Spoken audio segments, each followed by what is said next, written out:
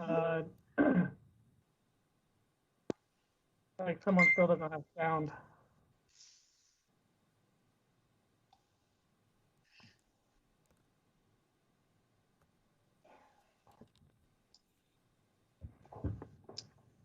Do we need to do a roll call on Teams, or are all faces showing up good enough?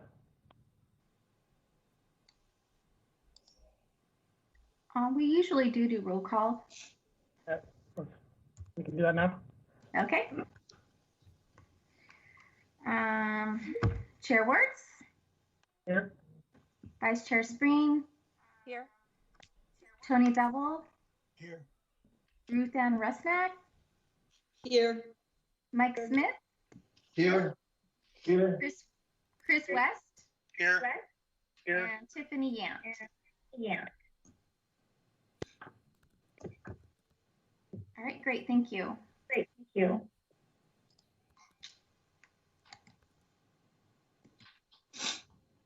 All right, so we'll go to approval of the minutes. Does anybody have any corrections to the minutes they'd like to propose? I have a question.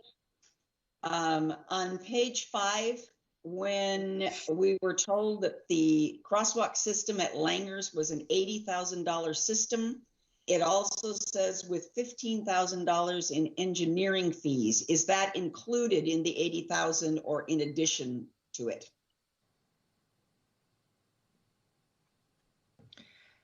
I think Bob could answer it best, but I believe it is in addition. I believe that we did 15,000 study engineering, and then it was an additional $80,000. Is that correct, Bob?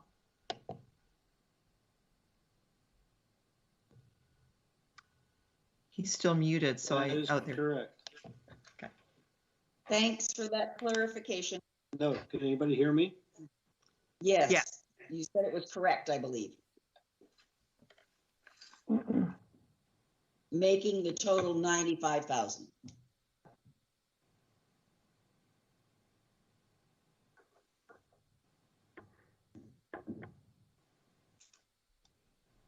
Bob, can you confirm so that the total would be 95,000?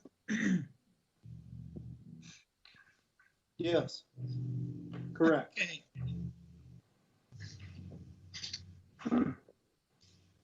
I move that we approve the minutes as presented if we want to correct or put that total of 95 in that spot. Second. All right, I'll take a vote on that. All in favor, say aye. Aye. Aye. Aye. And all opposed, say no. Okay. All right, on to business.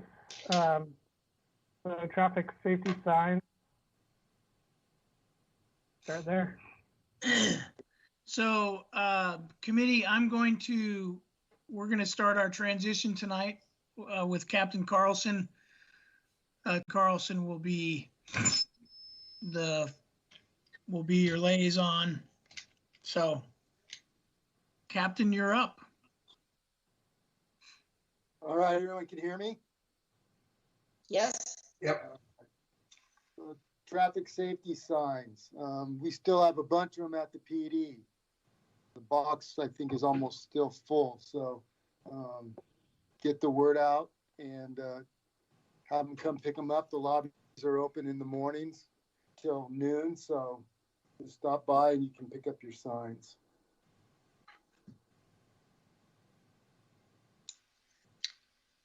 You know, I haven't seen anything on any of the Sherwood groups or next door.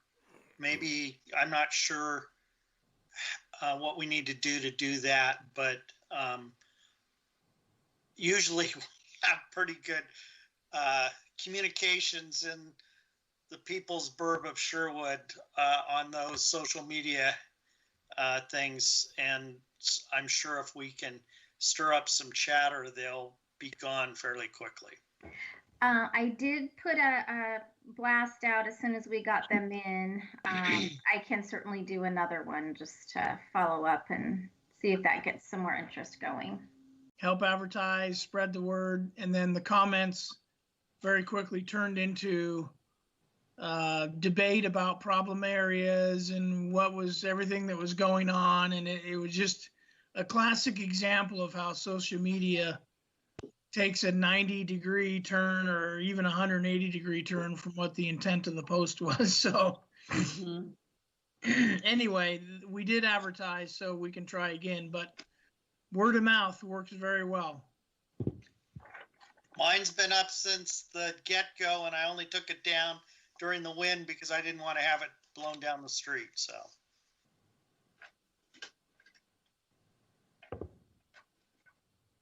All right. Anybody else have any questions, comments about the signs before we move on to the issues? Could we possibly get permission? Could we possibly get permission from the city to post in a couple of the parks, perhaps?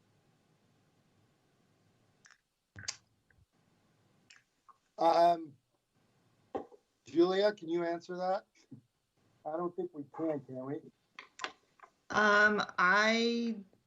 That's a question for Joe. Generally, I don't know the sign code perfectly. I'm not sure if it is, if there is a provision for city sponsored things, but I don't think so. But let's look into that. I'm not 100% certain.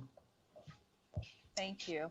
So I thought that might be a good spot too, where a lot of the parents frequent, and then it could create a little bit of chatter, and maybe the moms and what have you would let other moms know, and people would be more apt to have one in their yard. So the last time the question came up, I think we realized that the sign code is kind of silent about city property. And the determination made by the city manager at that point, which was probably a year or more ago, I don't remember, was that we would not have signs on city property. So whatever decision is made regarding to that has to apply to any and all signs. So if it was decided to put the traffic safety committee signs or allow those on city property, then I think the interpretation would be that other signs could then be allowed on city property, which of course opens up a whole can of worms with the most obvious conflict or potential issue would be political signs. So you end up with political or campaign signs on city property, and then somebody assumes that the city is endorsing somebody. So the decision was made that we weren't going to have signs on city property. So unfortunately, we kind of have to go all or nothing on things like that sometimes. So we can check, but that was the last I recall. Chief, since it's our project, why don't we all get a handful and go out into the neighborhood, split up the city, go into the neighborhood and ask people, hey, would you mind putting a sign up? I mean, we can get, spread those signs through the city that way. I'm willing to take 10 and go into a neighborhood or area and ask people to put them up. Well, from my perspective, there's no reason why you couldn't do that. And if I make an assumption, Tiffany can correct me if I'm wrong, but I know she came and got a handful today. And so we kind of assumed that that's what she was doing, was picking some up for others. And so I certainly have no problem with that, if that's what you or anybody else for that matter would like to do. Okay, sounds good. Thank you.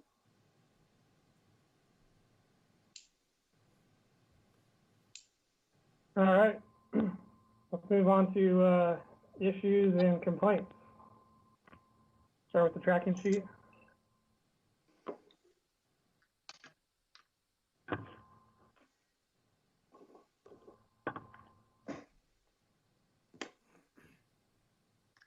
I have a question for Bob on the item 20.002 that we discussed last month, the activity on Sunset has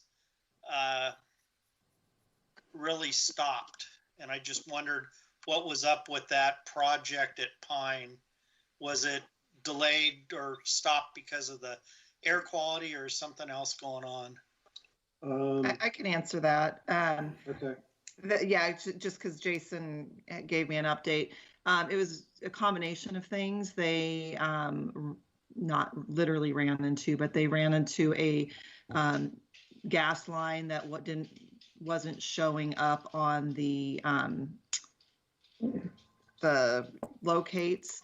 And then they needed to work with Northwest Natural to get that relocated, and that takes time to schedule. And then the air quality, but that has been relocated, and I believe they will be back fully up and running again because people got pulled off on onto other jobs and things like that. Monday is my understanding at the latest. Bob, did you have anything else to add? I just had that. No, it was a combination of the gas line being the existing gas line conflict with the placement of the storm piping system that we want to put in, and then the poor air quality. Nobody could work on that project. In fact, even the high school, they pulled everybody off the high school project for the same reason. Thank you. So I had a thought when I was looking over the table, the form for the log of complaints or issues, and that was I like the the date received, the number, the description, and the status. If there's a way to as this I envision as this populates and becomes more lengthy, it might be nice to have a way to more clearly identify closed items, open items, and maybe new items, or at least closed and open items. Maybe color coded that way. Maybe a column could be added on the left side there that just has a big O and C. I don't know. I see there's a number of ways it could be done, but it might make it more easy to identify which items might want to discuss during the meeting. If that's there, just a thought. Yes, I can absolutely do that. I can make those changes. I think that's a great idea. Angie, might I recommend that we add a column between description and status that would just have open, closed, or pending? Okay, yep. Or maybe even new also. Okay. And Yeah. be creative with your color coding so that everybody knows if they see a certain color, then that's closed, so on and so forth. You can, like I said, be creative on that. But yeah, that'll be easy. Then at a quick glance, you can, and then the status maybe needs to be notes. Okay. The status column with the actual notes and things in it like that. Just call that notes. All right, sounds good. Does that work, Chair? Yeah, I like Chair. I like that. All right, anybody else have any thoughts on anything in particular they want to bring up on the tracking log? If not, we'll move into Whitney and Denali if there's new information there. Oh, Patty, looks like Patty's got a. Where do we have access to the tracking log? It was I wasn't here last month. It was in the packet. I think it's right after the agenda for this meeting. Yeah, it should be page 2.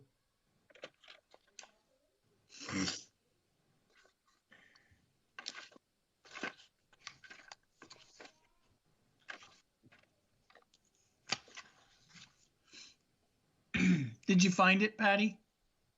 I'm still looking. Thank you. I'll find it. I just wanted to Okay. make sure I wasn't missing something.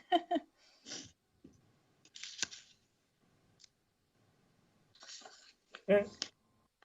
We'll move on to Whitney and Denali.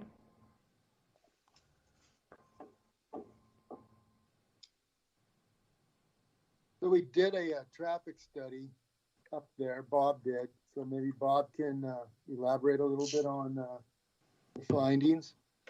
Okay. I think you're going to find in your packet, there is a report that has a complete breakdown, I think,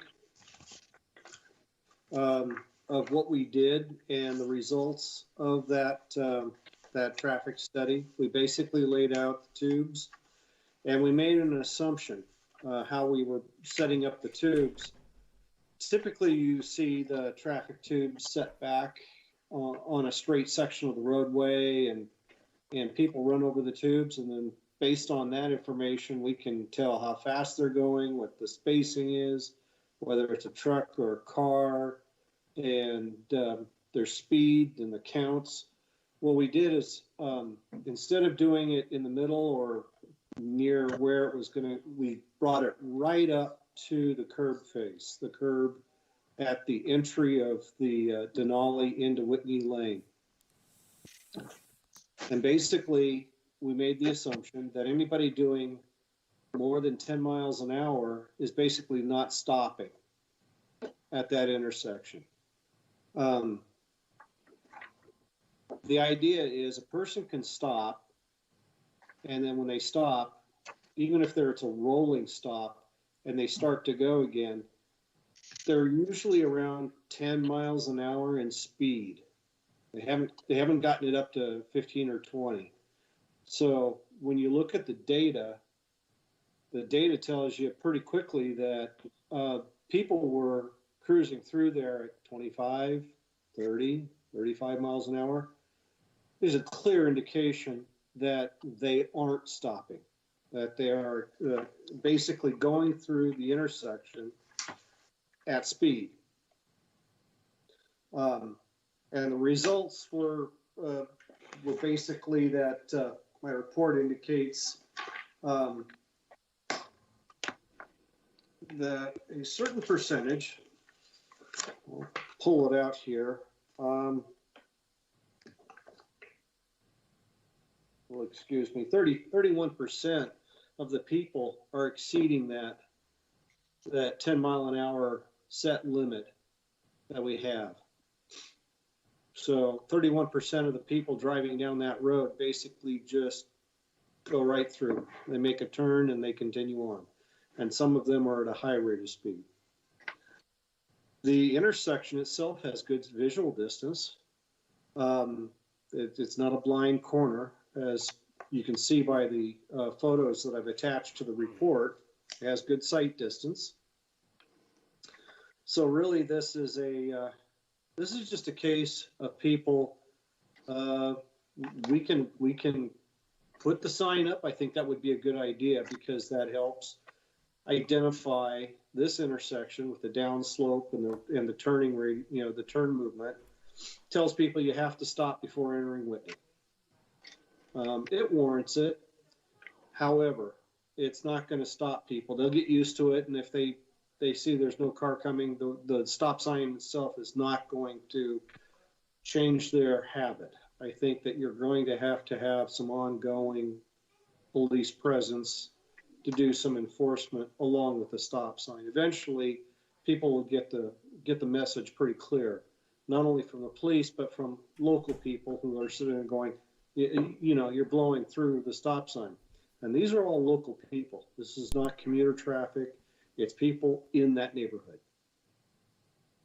So I'm recommending that you do install the stop sign at the intersection of Denali onto Whitney, and that you also do an enforced police action, random, but it's going to be ongoing until people finally get the clue. And we can go back out there in a year's time and check count. It's easy for us to set the tubes up, and we can check and see whether or not driver habit has changed. We've got a baseline. We know what it is right now. The neighborhood's not going to change that much, but by that, we can see whether or not we've changed driving habits of the people who live there. Any questions? Bob, I have one just based on your experience. Were you surprised at the number of vehicles that are going through there? I mean, 650 in 6 days, that's over 100 vehicles a day making that turn. Is that high, low? It's average. It's not excessive. If you think about the fact that we set it out on a Thursday and we picked it up on a Tuesday, we have 4 work days, and then the weekends, even, with the pandemic, people aren't traveling out, going for long trips.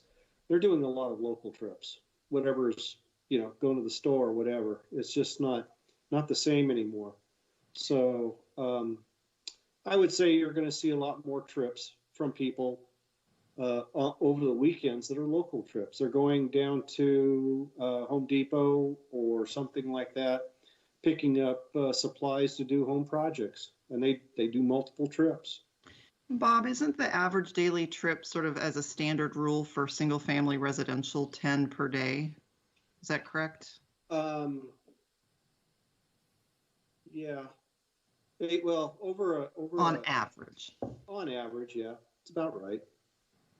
So if you've got 25 homes up there, and I think you have more than that, maybe close to 50 that have access to that area, to that roadway, 10 trips, 10 trips, you'll have anywhere from 250 to 500 trips per day.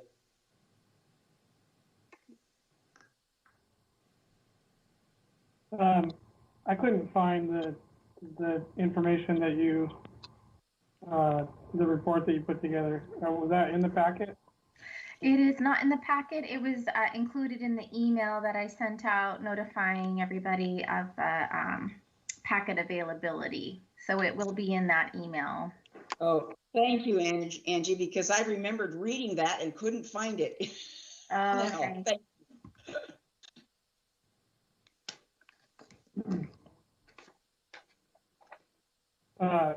Was this, can you remind me, was this an issue that was brought to our attention by a single individual or a group of neighbors? A single individual. Well, we've had complaints up there for quite a while now, so I think maybe one person filled out the form, but we've had several complaints up there for speeding and for running that intersection.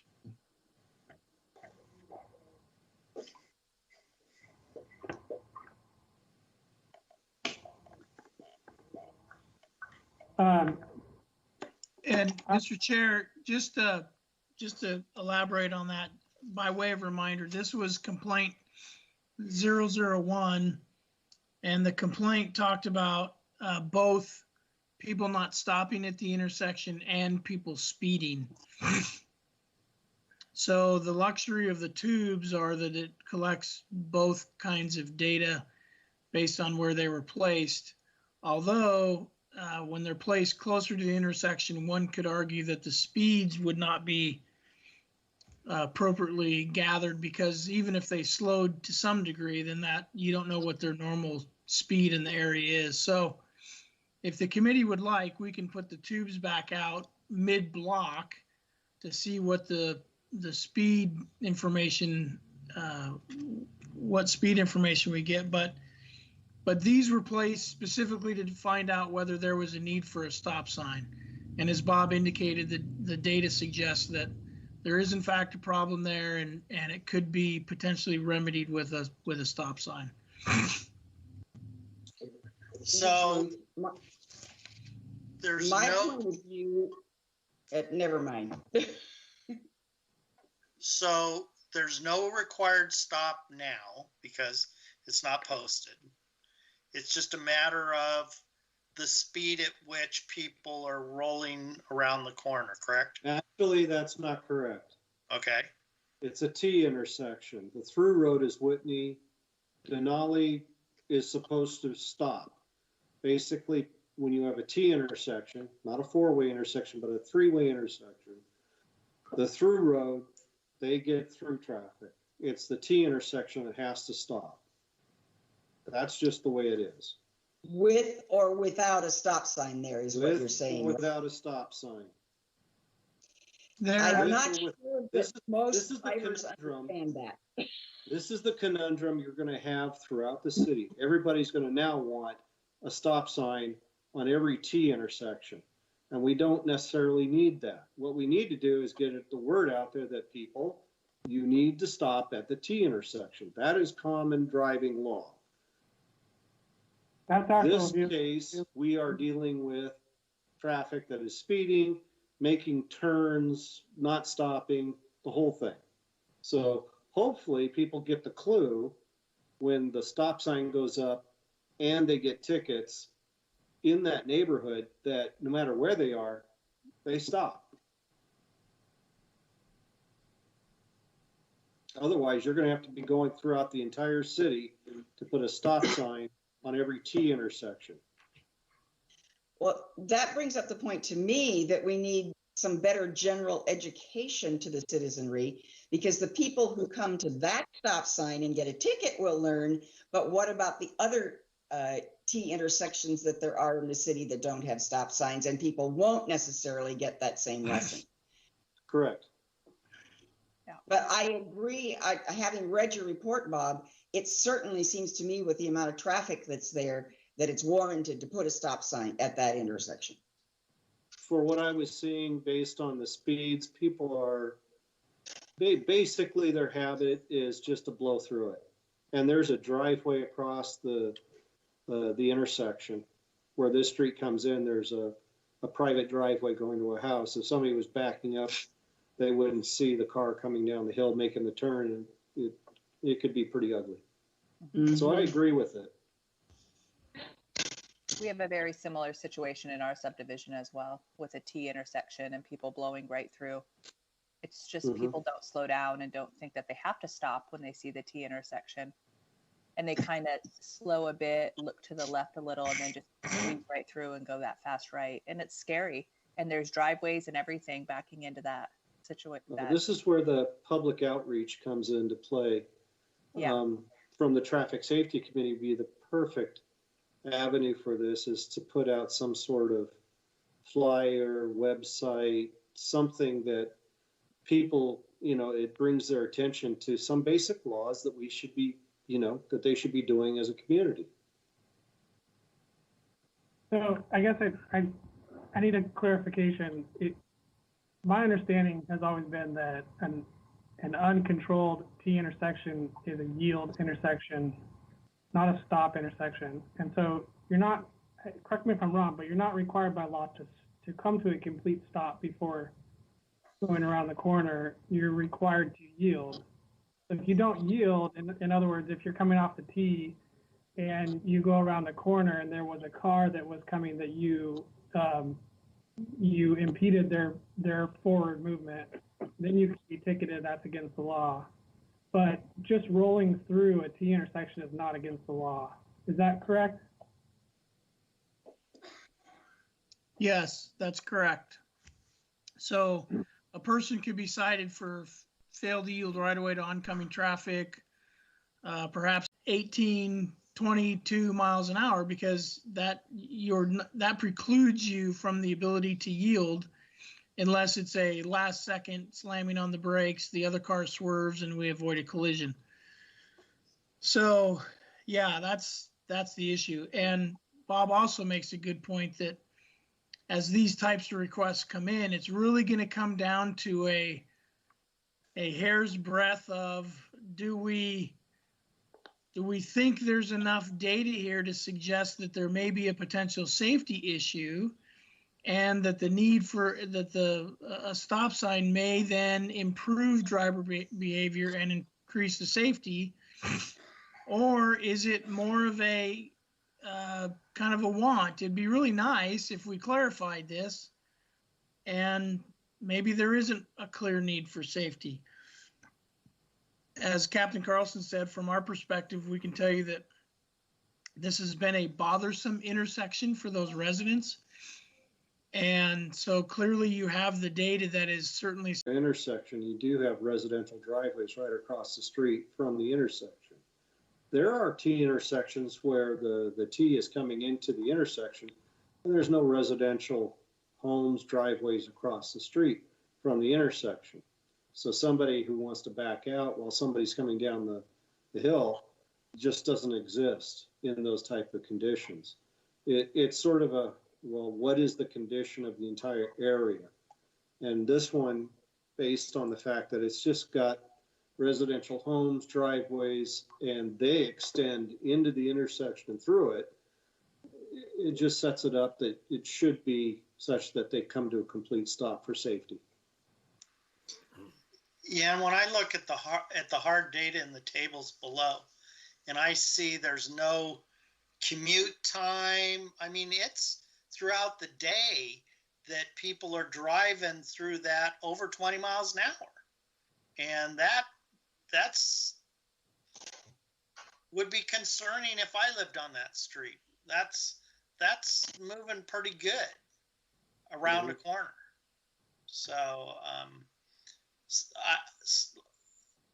from my perspective, the analysis shows that the citizens' request is valid, and from my perspective, we need to rely on staff to what the best solution is, and what Bob's report says is the traffic control device and enforcement.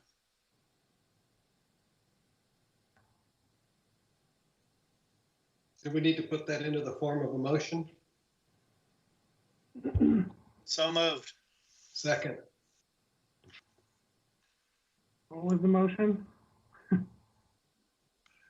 I think the motion was to accept Bob's recommendations of a stop sign plus added enforcement in that area. so if I can just clarify and beef up the motion.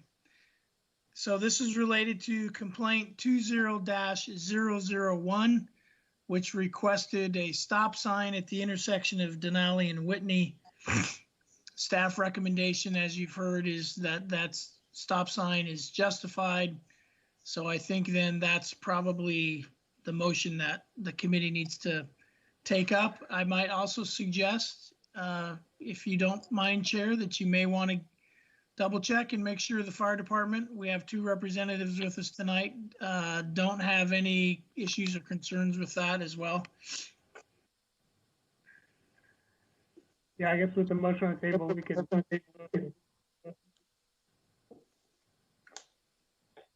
What was that? You're really muffled. I'm not sure. Was that for the fire department question? Is that what you were asking? Yeah, if there's any other.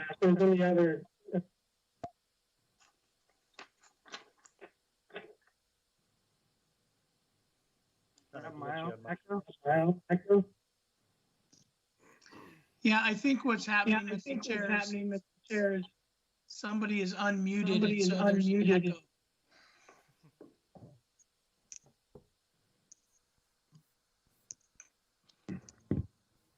Okay, I'll try it again. All right, is there anybody from fire that has any feedback? Just to clarify, if you're saying if the fire department had any issues with a stop sign at that intersection, is that what you're asking? Correct. I don't think that would be a problem. They deal with stop signs all the time, so they're going to have lights and sirens probably going on anyways. I personally don't think it would probably be an issue.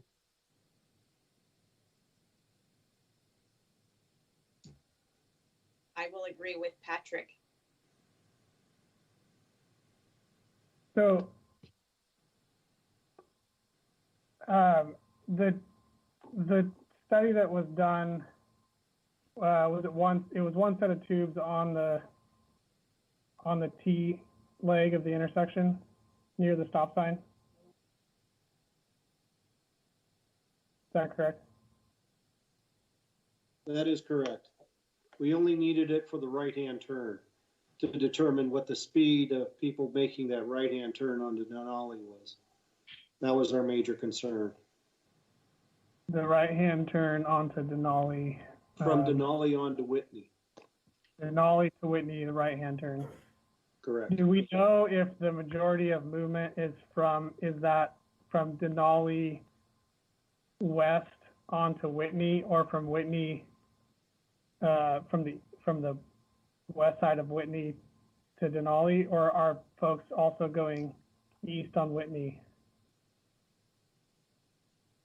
We cannot determine that from where we set up the tubes.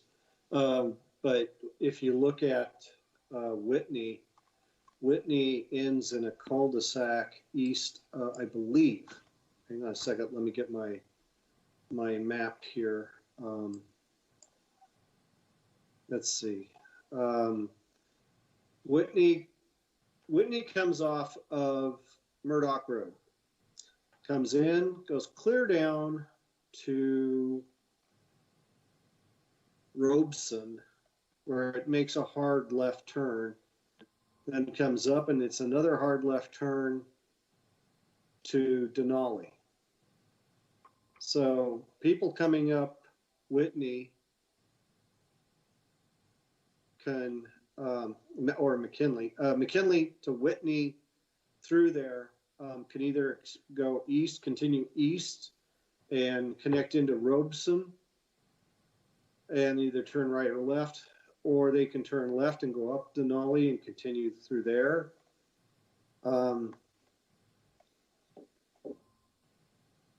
But if I'm reading how driving patterns would be mostly, I'm not sure a lot of people would be going from Denali on to Whitney and then going east to getting home, because it's a longer path. They'd have to go up the hill, the Denali, the hill that's just been reconstructed, Ironwood to Denali. And that just doesn't make sense. So, I mean, I could set out more tubes, but really, I just wanted to see what the turning movement from Denali onto Whitney was. If it was excessive, then even if it's a left turn, it's even worse because they're crossing a lane of traffic. So the right hand is, that's really the one I'm looking at. I think that was a really kind of creative way to get the data that shows you that people are just cruising through there at speed. I think that was a good thing. I think that personally my biggest concern is that we're going to put a stop sign in, and because it's warranted, from from an engineering judgment standpoint, in that people are blowing through the stop sign and the stop sign is going to tell people to stop. It's not, I'm not sure that a warrant analysis hasn't been done to see if it's warranted by other principles. And I think that we would find that it's not. And so my concern is that we're going to put a stop sign in, and because it's not warranted, it will get ignored. And so we put a stop sign in, but it didn't fix the problem. And so we're talking about doing enforcement. I guess my question would be, could enforcement be done in the existing conditions that it is now to help educate those residents that they can't just blow through that? Because as soon as you're gone, you put a stop sign, as soon as you're gone, your police car is not sitting there. It's gonna, my concern is that it would just go back to the way it is today. It's a Except for possibility. there's a stop sign there. Yeah, but the stop sign adds a level of enforcement action that would, you hate to slap somebody hard, but with the stop sign there, gives, I guess, the police the ability to add another charge onto it. As Jeff said. The way the intersection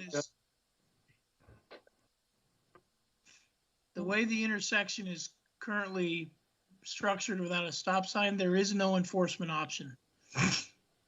If somebody goes through that if the police car is sitting off to this on the side of the road watching the intersection, and somebody comes up Denali and turns either right or left onto Whitney at 23 miles an hour, and there's no other traffic there, they've done nothing wrong.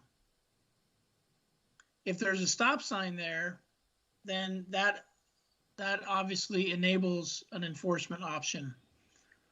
The only way we would be able to enforce an unsafe movement at that intersection to control if you believe the data is suggesting is that there's unsafe movements, the only way we enforce that is if there's a crash, and then we can then show that somebody failed to yield the right of way to oncoming traffic. But you can't cite him for that if there's no oncoming traffic.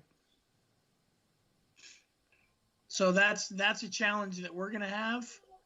Certainly, if a stop sign were to be put there, we would clearly focus on education for a period of time, whether that's a month or 6 weeks or whatever it is. You know, that the first person that ran that stop sign is not going to get a ticket. That's how we're gonna educate and say, hey, did you know there's a new stop sign there? No, I didn't. Well, did you happen to see the other sign that said traffic pattern change ahead, and it's gonna have flags on it and all that stuff that is typical. So hopefully that addresses that question. There's really not very much we can do at that point, at that intersection right now.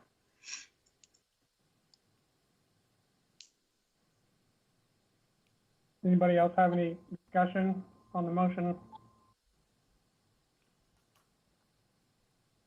I guess this is going to be a good test of addressing a problem and what it means to other similar situations across the city, and how we handle those. So I reaffirm my initial motion as stated by the chief, that I think we should proceed as staff recommended.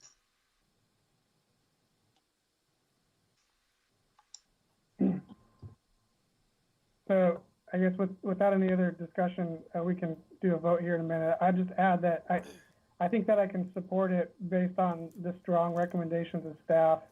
I think the reason why I have a hard time with it is that I live out on a T intersection. I'm on the opposite side. I'm on the T part of it, not the leg. And I watch traffic go through it. I know it's a totally different intersection, but it is a busy intersection. And you know, if this issue came up on the intersection I live next to, sorry, I should have said my intersection. I would be opposed to it. I watch people drive it and they yield. I'm sure there's a handful of people that don't, but in the case that I see all the time, I think that a T intersection acting as a yield is appropriate, and I don't want to see us going across town putting in stop signs at every T intersection. But it sounds like there's a real issue here and a safety issue that maybe we can solve. So I think I can be on board with it.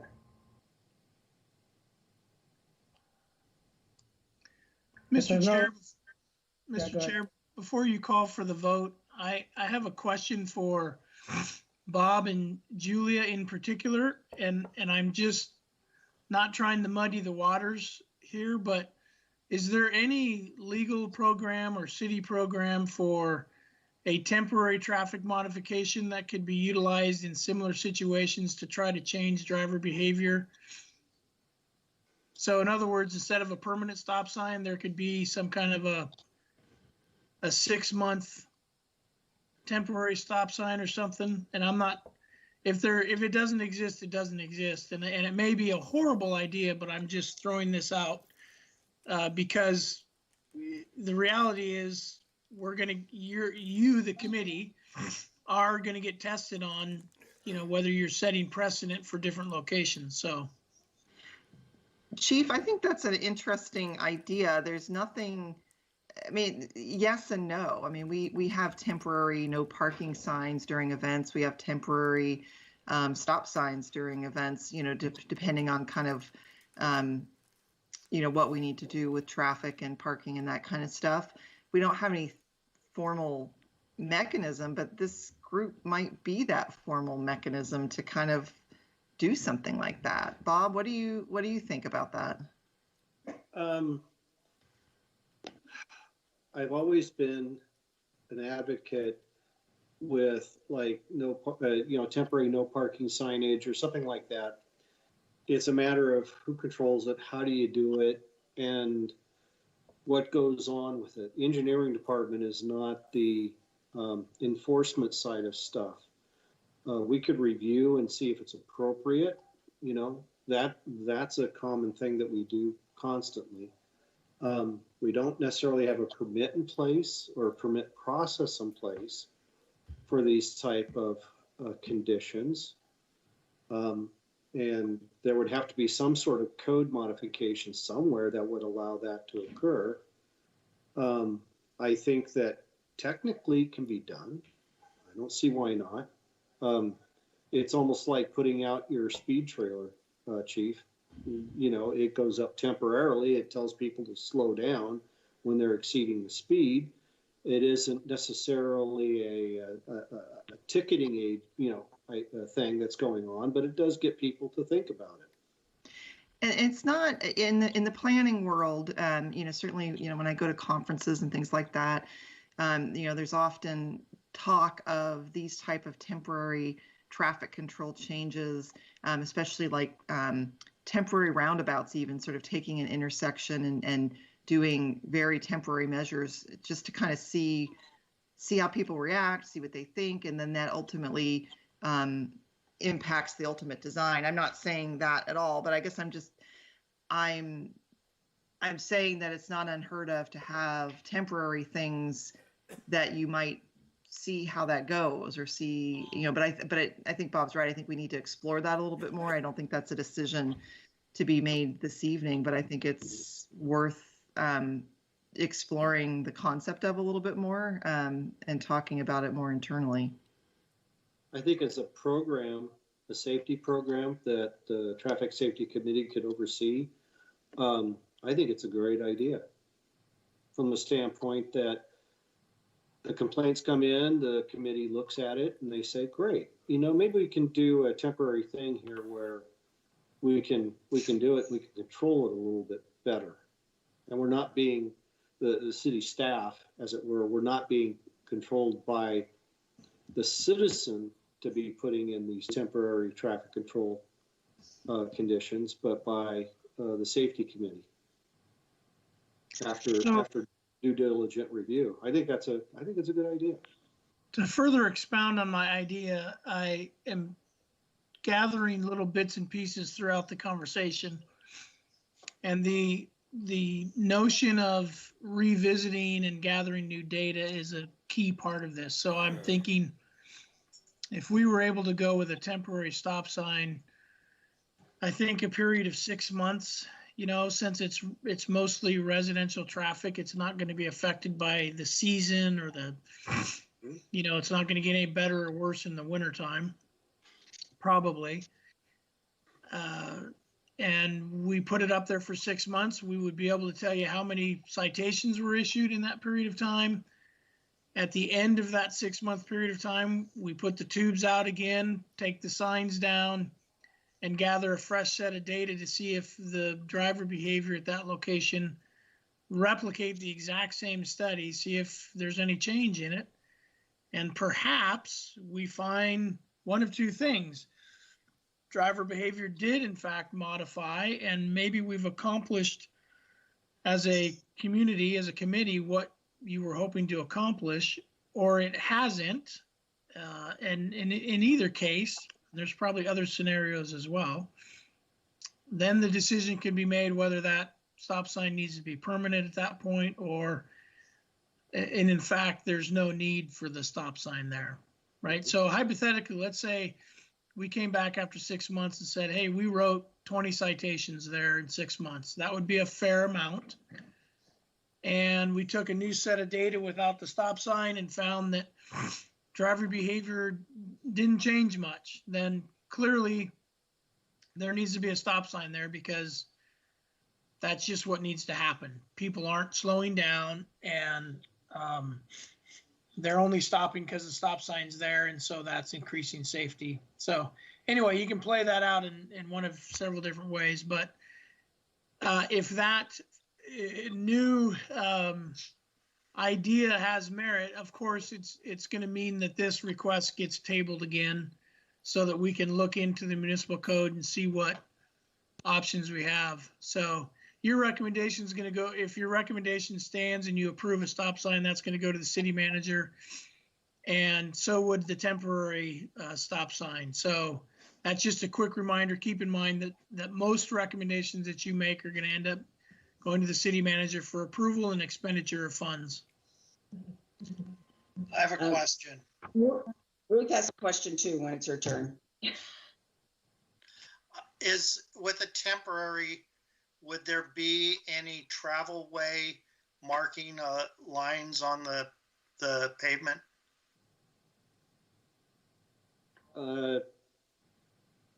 With a installation of a stop sign, we usually put a stop bar.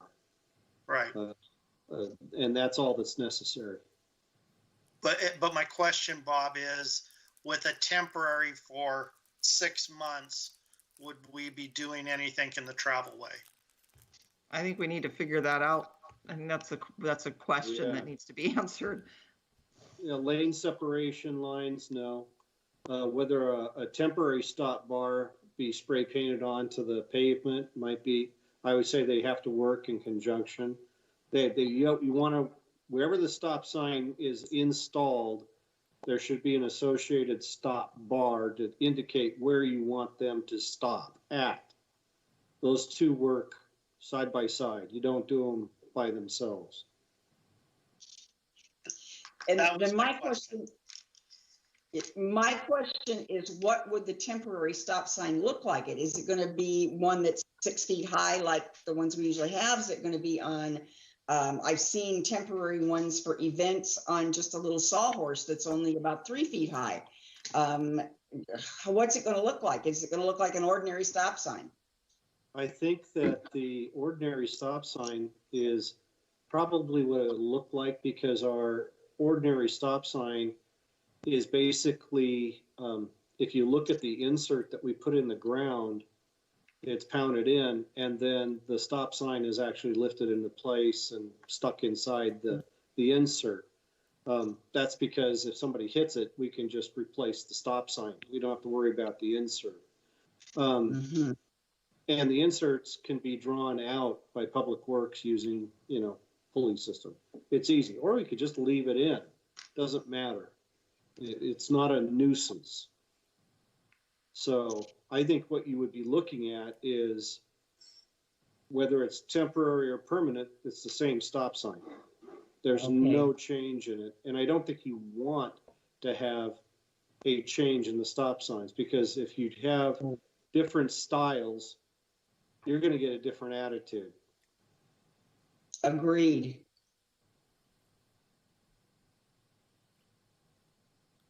In my thinking, you put a stop sign out and then you take it away. I mean, what is a person to think? Oh, no longer a stop sign there. I guess I can just go through. That is again, that's a behavioral thing that we're trying to change. And that is the argument that you're going to be facing, is if you do it one place, everybody's going to expect it. If you put it up, then taking it down, is that going to achieve anything? I don't know if the habits of drivers are going to go back to the way they were. Typically they do.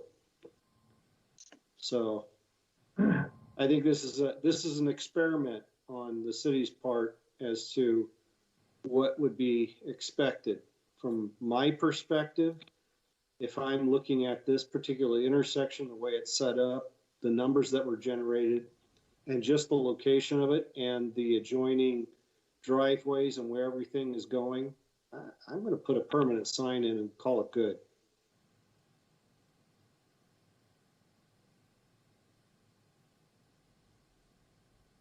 All right, can we hear the motion one more time and then we'll vote?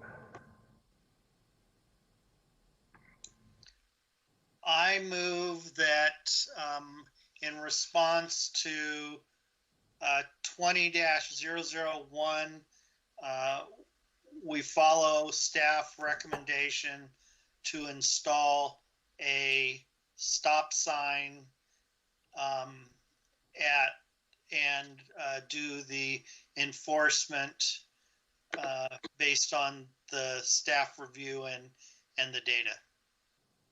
Second. All right, all in favor, say aye. Aye. Aye. All opposed, say no.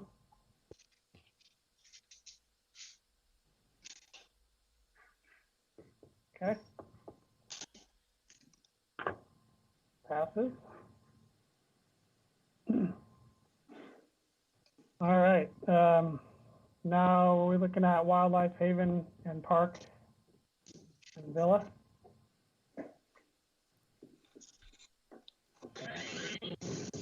So if you're, oh, this is a weird setup. I basically have an intersection. I don't know. It's almost a parallel street situation that is set up because of where some homes are taking access off of the road, but it's an old access, and that the Wildlife Haven was put in to provide access to the apartment complexes further down. So, but they didn't combine the roadway system. They didn't combine it. They left it separated. It's got this funky intersection that is partly paved, partly not paved. It's sort of a dirt thing.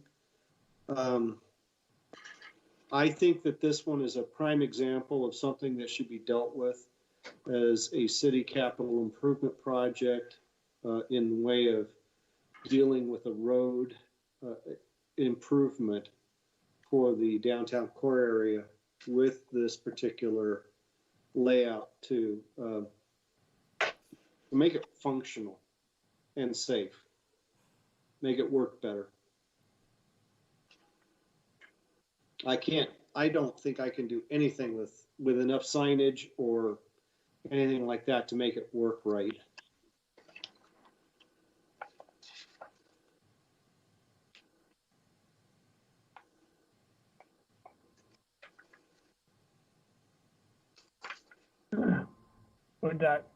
Would that project be to like complete that driveway, that gravel driveway, and divert I don't traffic? know. I think what I would do first is I would do a traffic study of the whole thing to see how we could improve that intersection, because it is a very hard angular intersection for Villa coming into Wildlife Haven.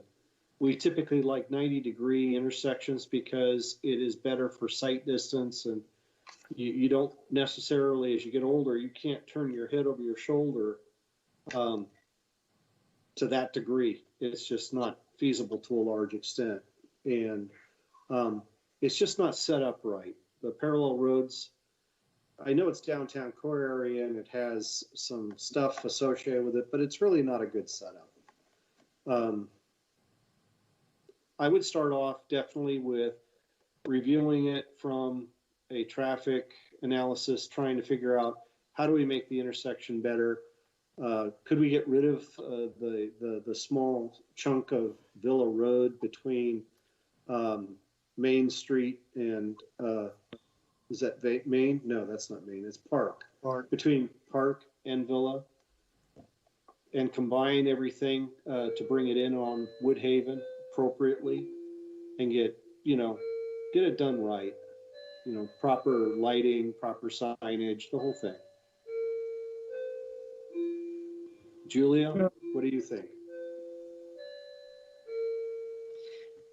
Yeah, I guess depending on how much that would cost, I think studying it makes a lot of sense. I think that it's going to be a capital project. Again, that is, like you said, it's going to be how much is it going to cost? How do we pay for it? But if it's not on the CIP list, it's not going anywhere.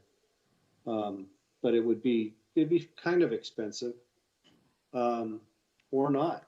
It may not be that expensive to do a intersection rehab there. I don't know. Haven't looked at it. But I don't think I could do anything with signage that's going to make any bit of difference.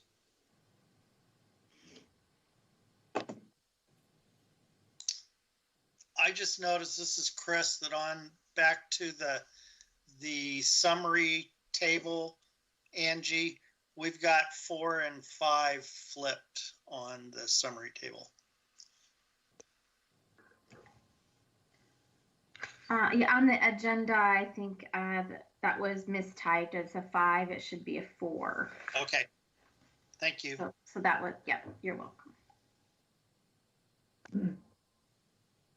So would it be appropriate for us to recommend that staff consider this in the next round of capital improvement project planning? I would, Julia, correct me if I'm wrong or misstating something, but I think it would be appropriate to at least have it listed in the CIP project. Yeah, I think definitely recommending, I mean, this is exactly what we want from this committee, is this type of thing where you have identified issues that require additional work and study that's not simple. And so recommending that we scope it out a little bit, and then we can discuss that further as we're doing the CIP, discuss the budgets, the costs, the timing, the priorities, that kind of thing. But at least let's get that ball rolling to flesh it out a little bit more, and figure out what those costs would be. So yes, it would be appropriate. Does anybody have any other questions for staff? Does anybody make a motion to maybe add this to the CIP list?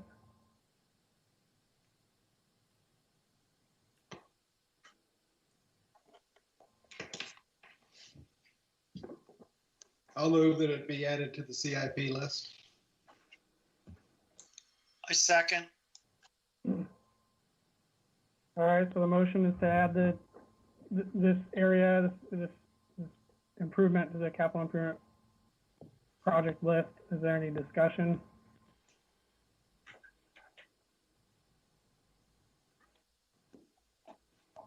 All right. Is there any other info that staff, you guys have for us before we vote? Or so I just want to clarify, the recommendation is that it be added to the CIP list. And so what I envision is, as we are developing the CIP, I will get from this group, Jeff or John or Angie, sort of everything that came up, since the last CIP, of things that should be added to the CIP list, and we'll include that in the discussion as we're developing the CIP. Ultimately, the City Council approves the CIP, and so you're not adding it to the CIP, you're recommending that it be added to the CIP. So I just want to clarify that. And Julia, does it need to be added to the CIP before a study can be conducted? Not necessarily. I'll talk with Bob a little bit more in the next few days about what that might take.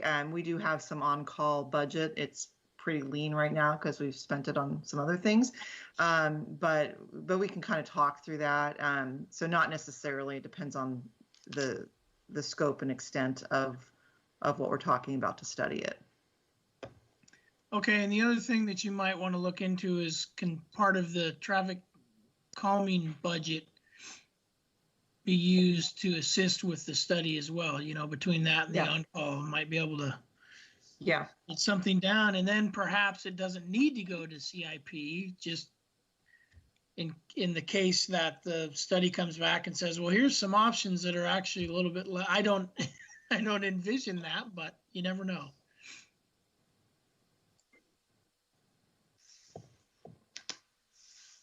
So Mike, you want to amend your motion to say that we're recommending that it be added to the CIP list?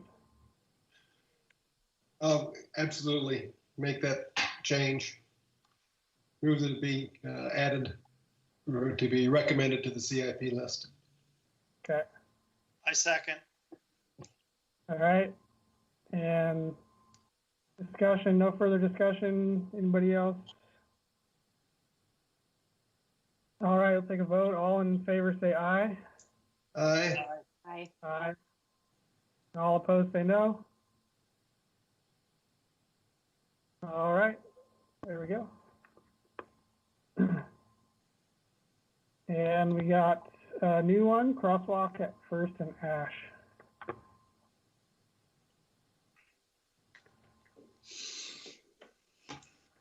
Okay, so that's, again, back to me, I guess.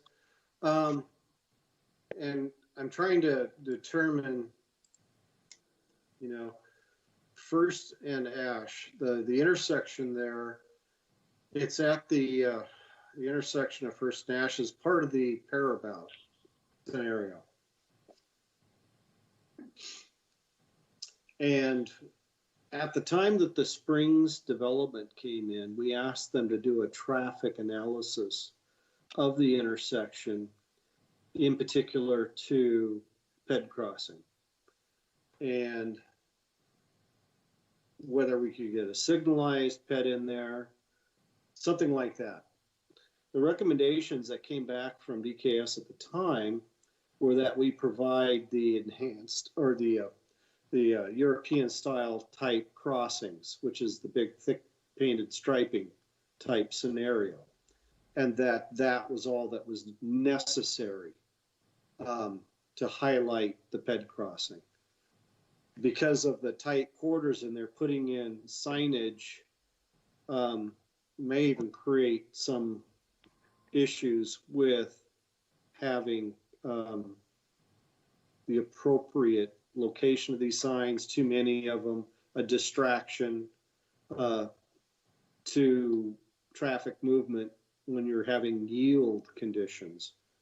And the yield conditions from First and Oregon Street going through there from Ash, which has a stop control at that point. If we start putting a bunch more signage in there, we could actually make it a little bit more of a problem.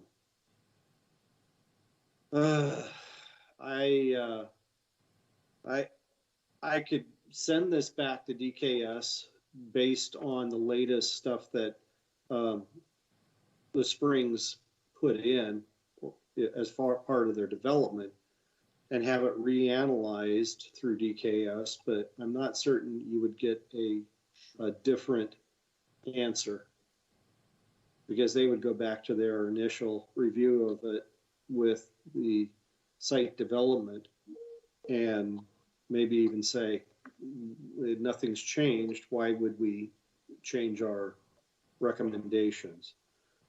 So I'm somewhat at a loss as how to say, yeah, let's go do something when I know that we've already done something and we've gotten an answer once. Should I go back and do it again? Just to confirm?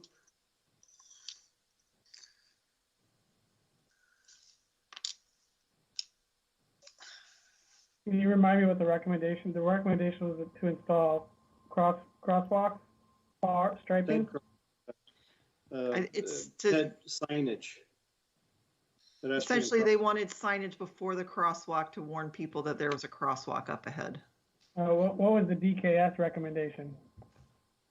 That let me get my stuff up here because I had it up. No, that's the same thing. Where's the other one? Sorry, it was a long time ago.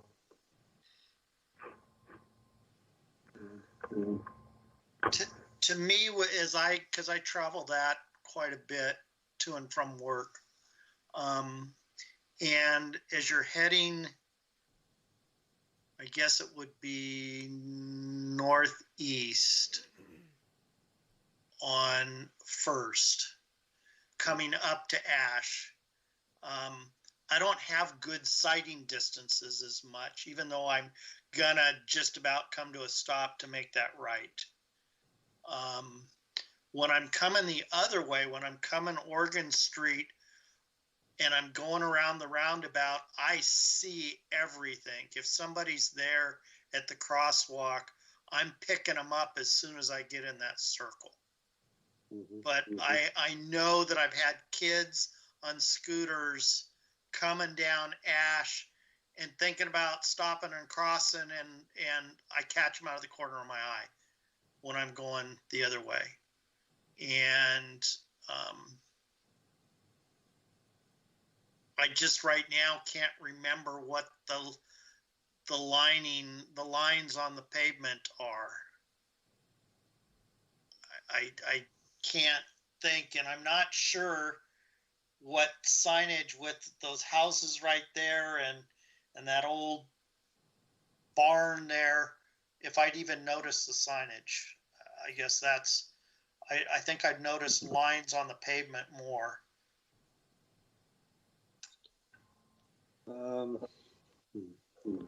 I travel through there often. It's murky. It's definitely a murky intersection because the curbs aren't normal. They're kind of slightly sloped, and there's kids beelining around all the time, and with the condos and then the walkway over by the city and the library, there's just a lot of pedestrian movement around there.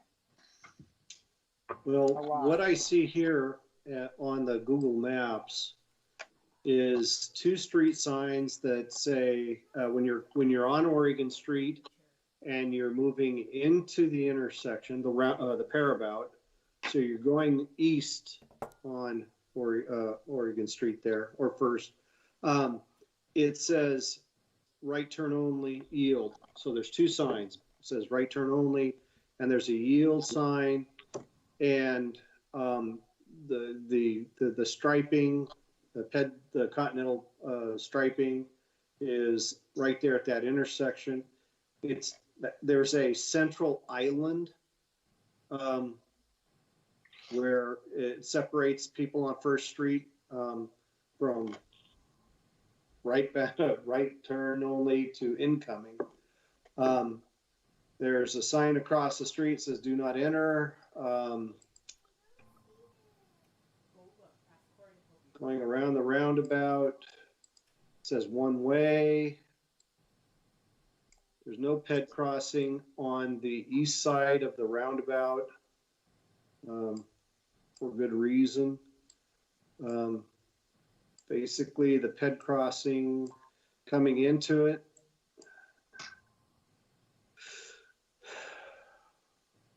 no striping, but the striping is going to be added as part of the springs instruction across Ash. It's difficult to sit there and figure out how to put up signage that doesn't just start to clog it up more. We could look at it. I'm not going to definitely say it can't be done. Anything that improves safety up to a point, would be good. But again, I'd rather keep it as clean and as efficient as possible without going crazy with it. Seems like there's so much going on there. Maybe you could help me understand, either if you could share your screen, or maybe just by describing it. The Springs is going to install crosswalk. Is that correct? And if so, where is that going in? They were installing striping, continental striping from the across Ash Street, according to the plan set. And is that the crossing that this person that brought the issue up is concerned about, or are they concerned about the First Street crossing? When I look at the map, there's 2 streets that need addressed, both Southwest Ash and Southwest First, because they tee. And there's so much pedestrian movement down there. Being close to the school as well.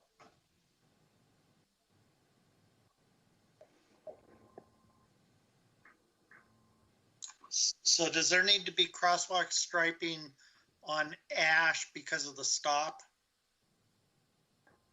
Well, that's what we are putting in with the Okay. spring. Okay. That's going in right there. So that one's done. I think what people are referring to is, do you put a striped crosswalk in between the island going on First Street to crossing? And that's a different animal because the crossing doesn't line up with the island at all. It's an offset. It's really a funky configuration on how that is set up. We could do it. It might be appropriate. I'll have to look at it. Yeah, and frankly, calling that an island is kind of a misnomer because it's maybe 3 feet square. I mean, it's a teeny tiny little space in the middle of First there. Yeah, it's a lamb chop that has a opening for the peds to cross through. So it's about, from my estimate, about 6 feet wide by about 12 feet long, narrowing down. We can look at. I think that the crosswalk across Ash hasn't gone in yet. Is that correct? No, because we're still closing out Green Springs, or the Springs. I think that when that goes in, you're almost going to have to connect it. It's going to be a continuous crosswalk that then crosses First, because if you don't, then you'll have your crosswalk striping will go across the First Street crosswalk. Yeah. So you may end up just kind of by default have to put that crosswalk in across First. Yeah, it's just not set up for a direct link. That's just the hard part of it. It's just a weird scenario.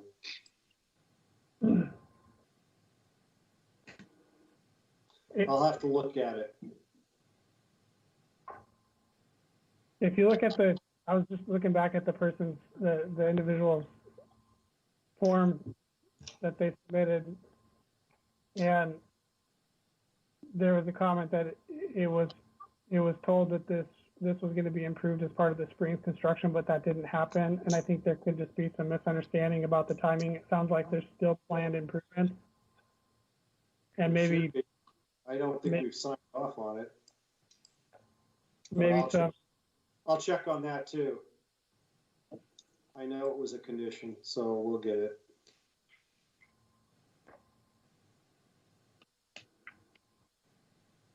Maybe the feedback to the person who submitted it could be that it's still coming, just hasn't happened yet. Yeah. How about? Well, and just to clarify, the crosswalk is going to happen, but what he's asking for is the signage before the crosswalk, and that, from what I'm hearing from Bob, was not part of the plans. It was not part of the plans. It wasn't warranted.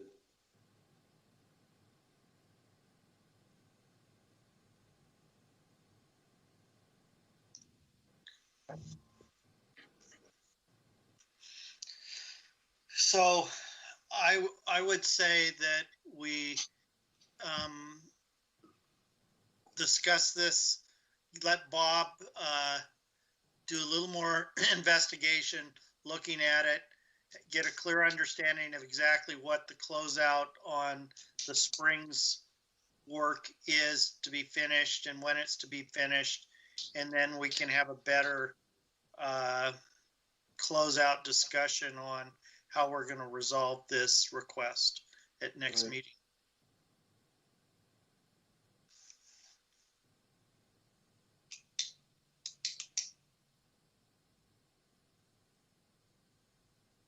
That works for me.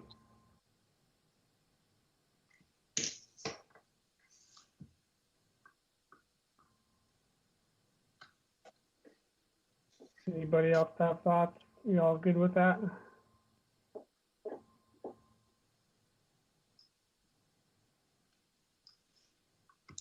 I'm going to go that way to work in the morning now instead of over sunset. As long as it's actively being worked on and Bob is going to follow up on it, I think that's a great idea.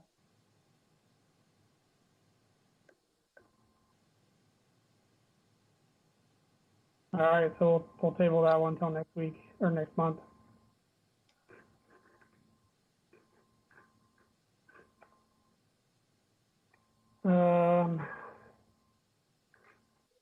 There's no other thoughts on that one, then we'll move on to citizen comment if there's any. We did not receive any citizen comments this time.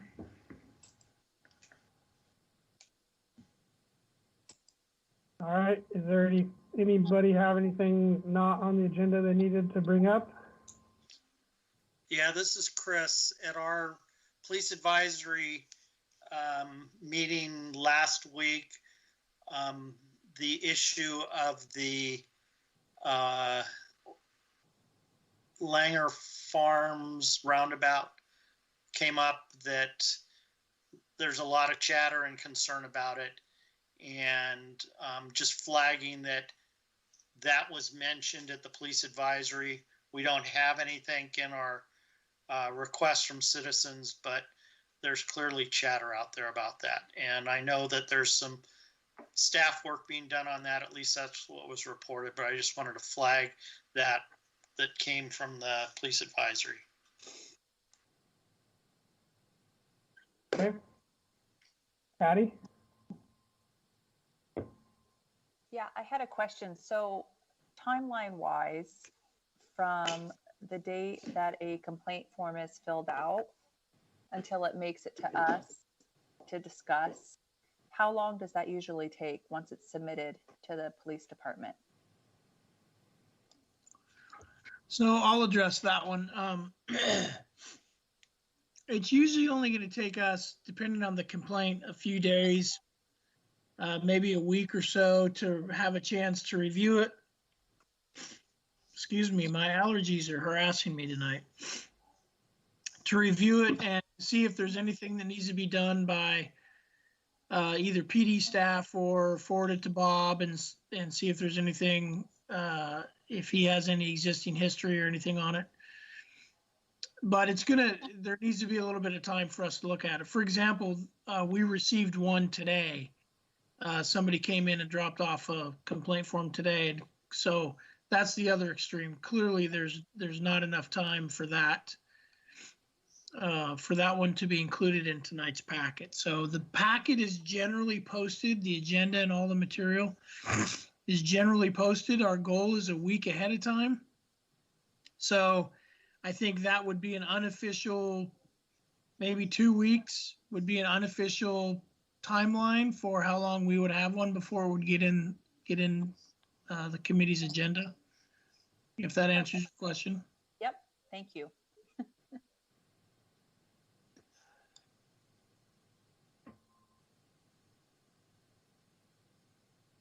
All right. I guess with that, we can adjourn. There's nothing else. All right, meeting adjourned. Thank you, everybody. Thanks, everybody. Bye-bye. Thank you all. Have a good night. You did too.